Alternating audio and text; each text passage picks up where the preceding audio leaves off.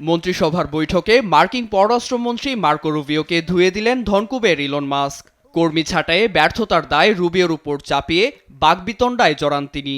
তার এমন কর্মকাণ্ডে ফের উঠেছে আলোচনা সমালোচনার ঝড়। বৃহস্পতিবার মার্কিন প্রেসিডেন্ট ডোনাল্ড ট্রাম্পের সভাপতিত্বে হোয়াইট হাউসে বসে মন্ত্রিসভার বৈঠক, যেখানে ট্রাম্পের নির্দেশ অনুযায়ী ব্যয় কমাতে সরকারি আমলাদের ছাঁটাইয়ে ব্যর্থতার অভিযোগ ওঠে।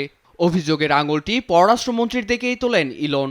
জানান, রুবিও কাউকেই চাকরিচ্যুত করেননি, বরং যে একজনকে হটিয়েছেন সেই ইলনের নেতৃত্বাধীন ডিপার্টমেন্ট অফ গভর্নমেন্ট এফিসিয়েন্সির কর্মী।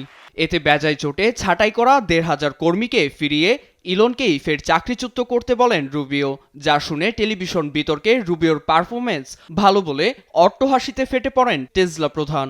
পরিস্থিতি বিগড়াতে দেখে রুবিওর পাশে দাঁড়ান মার্কিন প্রেসিডেন্ট। নিজের ডিপার্টমেন্ট সামাল দিয়েও বিষয়গুলোতে নজর দেয়ায় মার্কো রুবিওর প্রশংসা করেন তিনি। সংবাদ মাধ্যম নিউ ইয়র্ক টাইমস জানায়, বৈঠক শেষে ওভাল অফিসে সংবাদ সম্মেলনেও এ নিয়ে সংবাদকর্মীদের সম্মুখীন হন ট্রাম্প। তবে মাস্ক ও রুবিওর দ্বন্দ্ব নিয়ে প্রশ্ন করলে মেজাজ হারান তিনি।